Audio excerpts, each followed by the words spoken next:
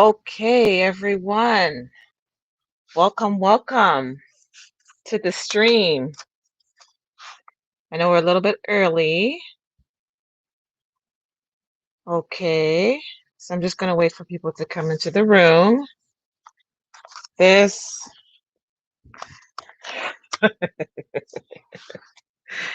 everything that could go crazy, like literally go crazy, goes crazy. Okay, so we're just going to wait until people kind of come into the room and then we can start. But yeah, episode 7. Mm-mm. No, no, ma'am, no, sir. All right.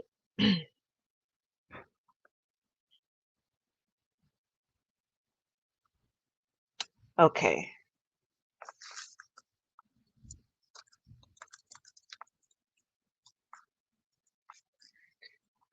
Okie doke.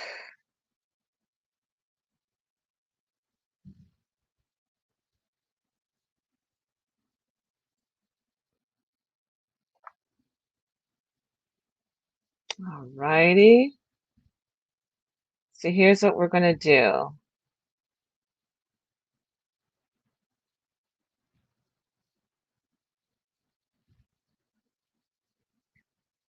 All right. So I'm just going to just do a breakdown of what went down last night at this Married at First Sight show. I think everything is kind of getting intensified. Everybody's personalities is coming out. So at this point, we have the couples, the honeymoon is ending, and then people are going back to Atlanta. So they're leaving Vegas, honeymoon's over, and going back to Atlanta, but there's some little difficulties. So you have Haley and Jacob, they're returning, but because of the blowout that they had the night before, Haley feels like, you know what, I don't want that kind of stress. I want to go back to Atlanta separately. And, you know, actually, she switched her seats on the flight, so she doesn't have to sit with Jacob because she doesn't want to have to deal with the weird vibe that she has and all that stuff about Jacob because he had a fight last night about her going down to so-called meet the girls, and Jacob didn't really believe that. She kind of gave some white lies, and he's like, added up, and you know what, I don't trust you no more. And they had a big fight, so she's like, you know what, let's just sit down on the flight separately. Everyone else went back together. It's just Haley and Jacob, and it's also Chris and Paige. Chris simply just said, I need a few days break, and I'm going to Chicago for a few days and just to get a break. And Paige goes back into the apartment by herself. But I'll get to them later because that's just bizarre. So couples go to each other's homes, like the homes before they start on the show, see how they actually live, their lifestyle, I guess their tastes, their, just what goes on. There's so much information you can get from somebody's house. Like I said, messy, are they clean? Are they into retro things, antiques? It tells a lot about a person. So everyone starts visiting each other's houses. Okay. So Ryan and Clara. Clara comes off to me like, someone who's neat, tidy, Ryan, not so much. He had a broken cupboard, he just put stuff on there. And then, Brian goes to bed early. Clara, she stays up, watches TV, that kind of stuff. And so there's little things like that. There are different ways of doing things. Who goes to bed early, who wakes up late, who's messy, who's clean, that type of thing. Then you get to like Bree and Vincent. So I found that, last video I talked about the dynamics between Brianna and Vincent. I felt like, I was, trying to say, well, sometimes bossiness, in a woman can be mistook as, you know, kind of in a negative way because, women, you're supposed to follow the man, and, she works in like a professional job. And so it's like, well, you have to, you know, put that down, what you do at work, and when it comes to your husband, you would pull back type of thing. And they felt that Brie was bossy because she kind of nitpicks a lot. And I was like saying that it's not really nitpicking per se. It's just, people are specific about it. But I found in this episode, she really was a little bit more nitpicky and giving some snide comments. And so Vinny is like, I said Vinny. Vincent is like, basically, Vincent wasn't doing a couple of things like the way that maybe she's specific about. Okay. So she's, kind of like, starting that kind of trait again that he doesn't like. But this time, Vincent is not as he's not as like happy about it. He's not as cool about it. He's starting to show his irritation, and now he's pissed. And then Brianna's telling him, well, he had popped the champagne bottle and he spilled some on his shirt, and you know, Brianna's like, "Oh, that's so Vinny of you," and he really took that as, "Oh my gosh!" Now, not only is she bossy, she's now giving snide, disrespectful comments.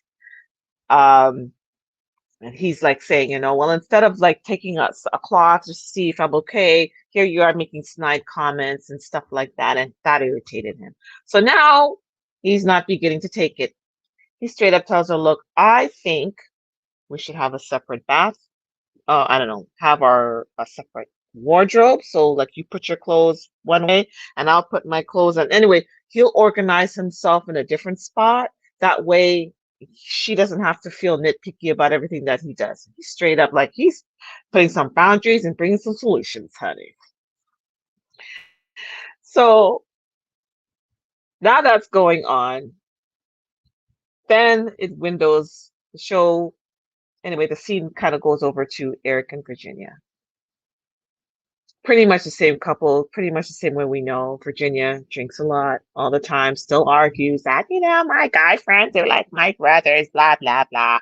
And it's not, it's totally platonic. If I fall asleep, I mean, we're so close, I fall asleep on the couch, it's not a problem. And Eric is like, what you mean if you fall asleep on one of your guy's friends' couch, it shouldn't be a problem? I'm your husband. When you're in this marriage, you put away all that and all this, camaraderie and closeness with guys and all of that, and you cannot be doing those things. So she still doesn't get it. She still like feels like, well, her guy friends are like her brothers, and so it's just one big bros. But you're a woman. And anyway, Eric wasn't having any of that. When they saw Pastor Cal later that day, Pastor Cal straight up told Virginia, look, if that was my wife, talking about she can visit her guy friends and crash at their apartment on the couch, that I would not be okay with that. Because it's about what could happen. And even if it may not be your guy friend, his buddies and other people, you are somebody's wife. Anyway, that didn't look good. That did not look good. And Pastor Cal later had to set her straight about that part. So let me just go right back to Haley and Jacob. So as I told you before, they ended up going on separate flights back to Atlanta. But then when they got to the apartment, Jacob is like, look, I didn't like what you did. And I didn't like what you did before. You said that you're going to visit girls, your friends or whatever, while we were in Vegas, and it really was not the case. There was other people there. Anyway, Jacob had his reservations with the way Haley handled separating from him to go and see her so-called friends. And Haley was upset. How dare you? How dare you say that I wasn't where I said I was? And it's like I wasn't lying. And then Jacob was like, you lied. Okay. And one little white lie adds up to another and another. It becomes one big lie. Haley's like, look, as a matter of fact, we're not sleeping on the same bed. Like she's not accepting the fact that from Jacob's point of view, that maybe what she did doesn't seem correct as someone who's embarking on a marriage. And she was upset. She's like, how can you accuse me of having boyfriends back at home? I mean, I have been single for 7 years, blah, blah, blah. I don't know where he gets that from. Haley is dodgy. Haley does not make any sense at all. She, I just, you know what? You're right. I'm looking in the chat here. You're right. Haley is a bit dodgy. She is dodgy. She doesn't like the man, and she doesn't want to be honest. Why don't just be honest? I mean, here, me, I'm a viewer. I'm just watching the show. Why don't you just be honest? Say, Jacob, look, I know we're on Married at First Sight, but darling, can we just have a little bit of alone time? That's the very thing that Jacob wanted. All he wants is just, but to tell him one white lie, tell him this, tell him that, doing this. He says that, he's had experience before and that, it triggered him. It triggered him and said it messed him up and he just can't trust her no more. They sleep separately that night. Okay, so out with them. It's still sour back at the apartment. Still sour back at the apartment. So they sleep separately, and that was that. We get to Chris and Paige. The camera pans over to Chris and Paige. From the beginning, they've been controversial. Who leaves a honeymoon? First of all, you don't go back separately with your brand new wife. Instead, Chris says, I need to take some time off to get away for a few days. I'm flying to Chicago. To Chevrolet.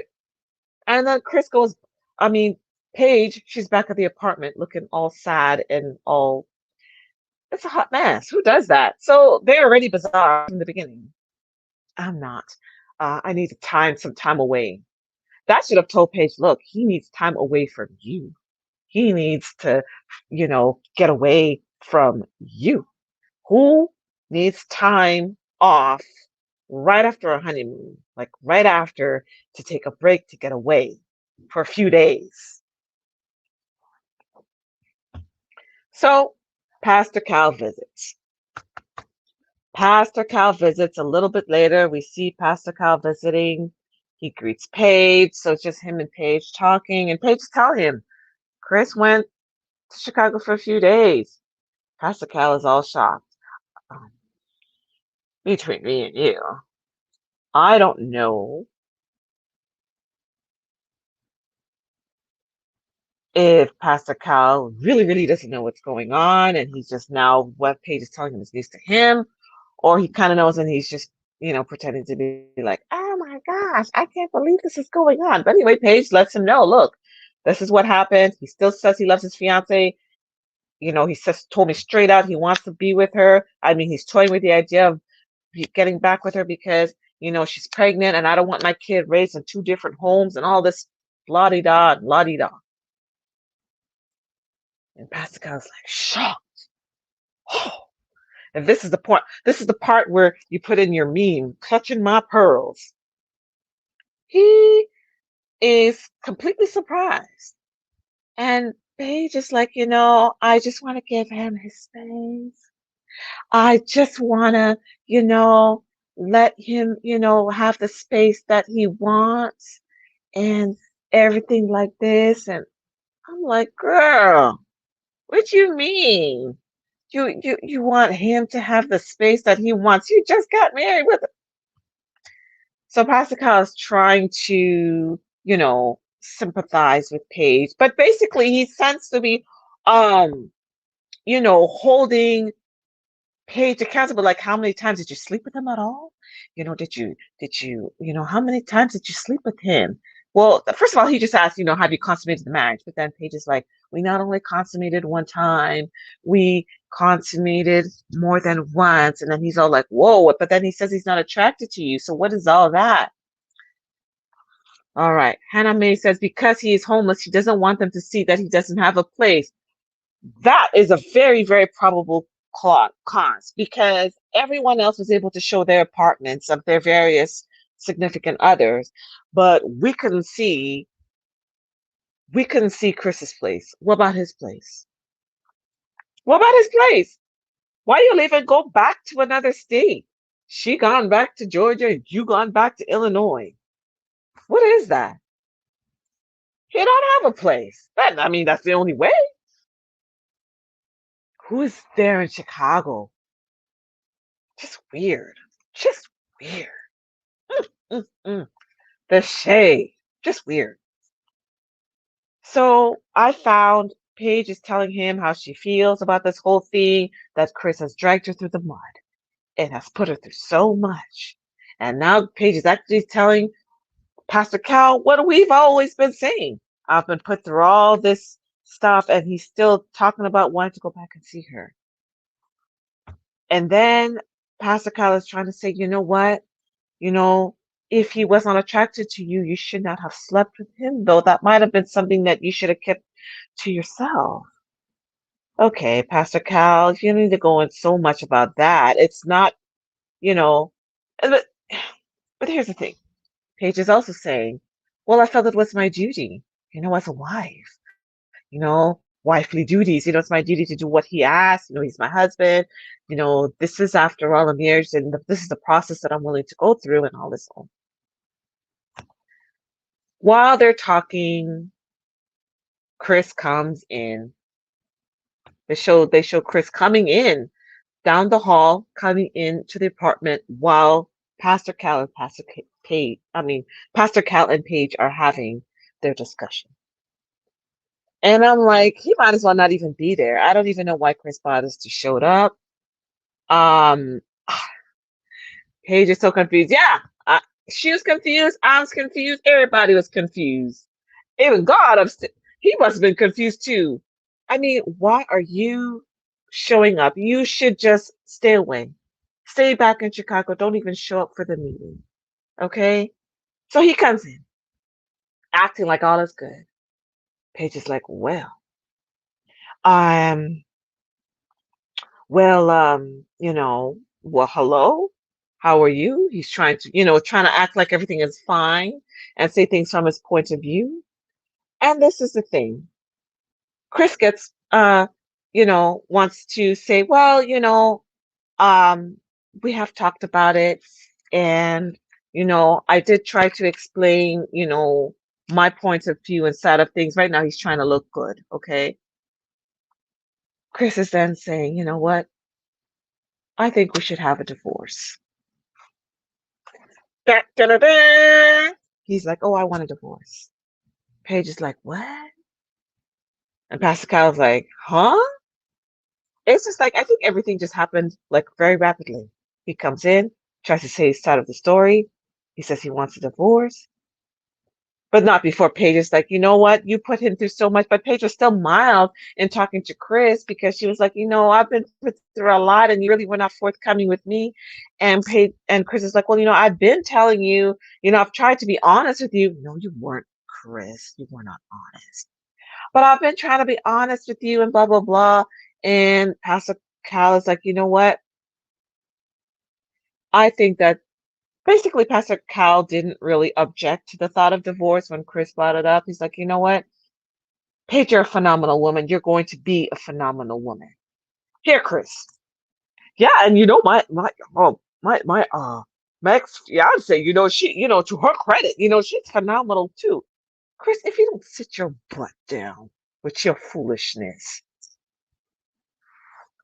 Yes, Chris is mean. He didn't care. You want to talk about the ex-fiance. How is that having to do your ex-fiance and whoever she is and how good she is?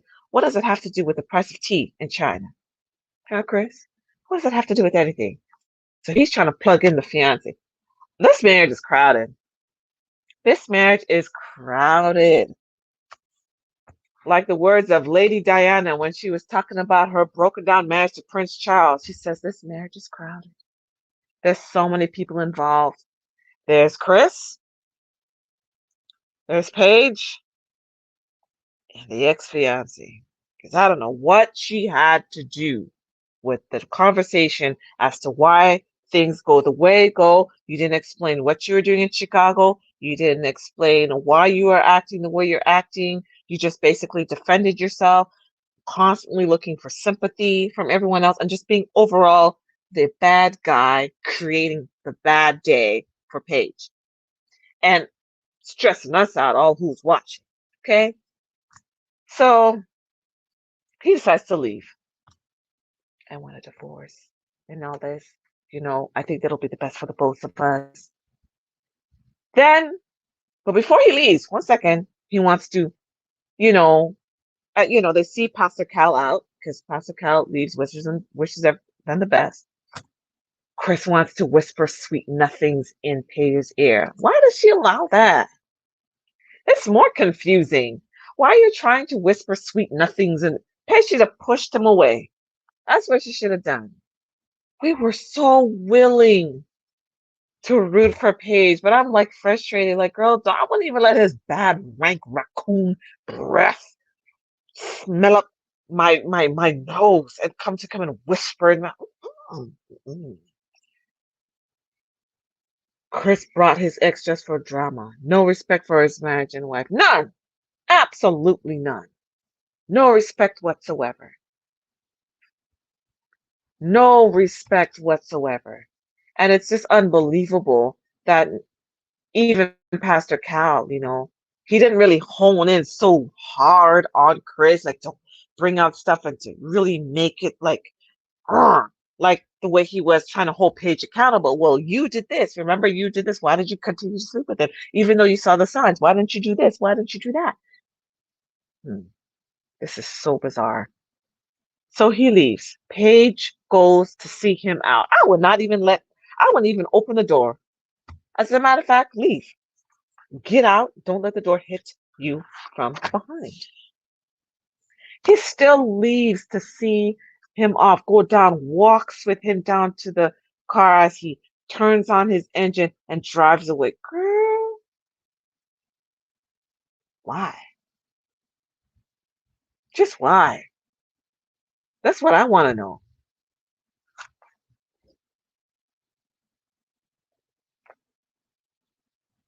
Absolutely no respect.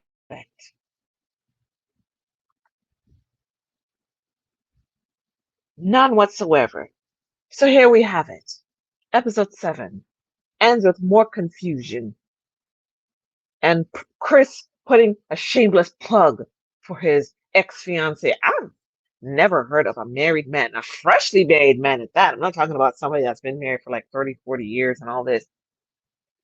Freshly married, just back from your honeymoon, still talking about the ex-fiance?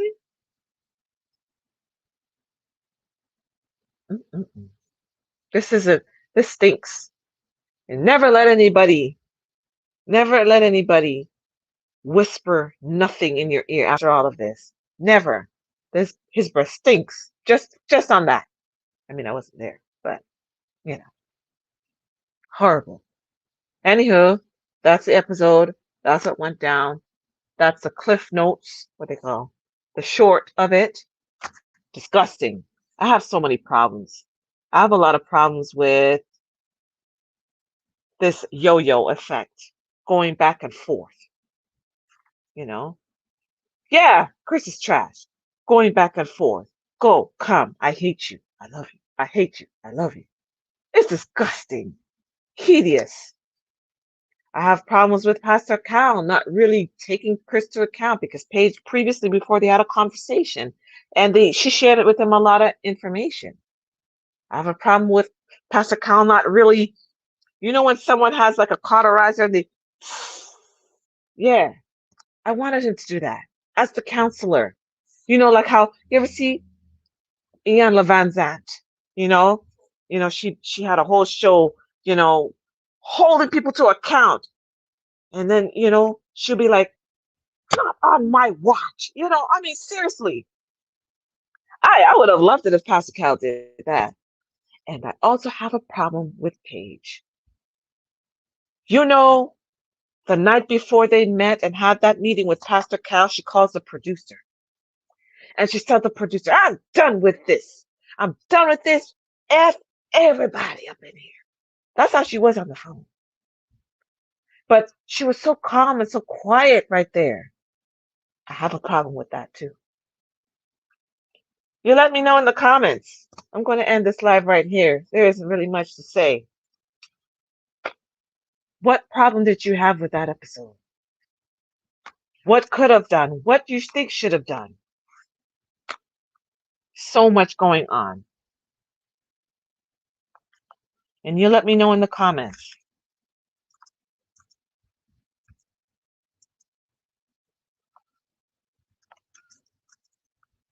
And you know what? I just wanted to post the question here.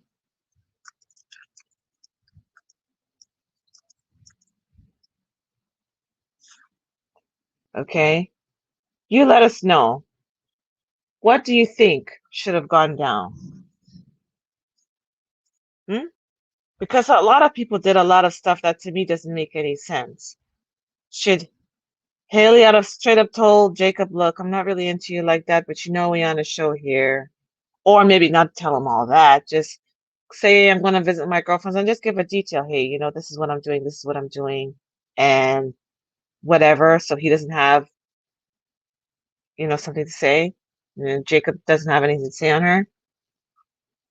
Should Pastor Kyle better hold Chris accountable? And should Paige tell him off? Come on. This suspense is killing me. Anywho, thank you guys for listening. It's rather weird episode. No one did everything that really made any sense here. But yeah, let us know in the comments. Please like and subscribe, and we'll talk later. Bye-bye.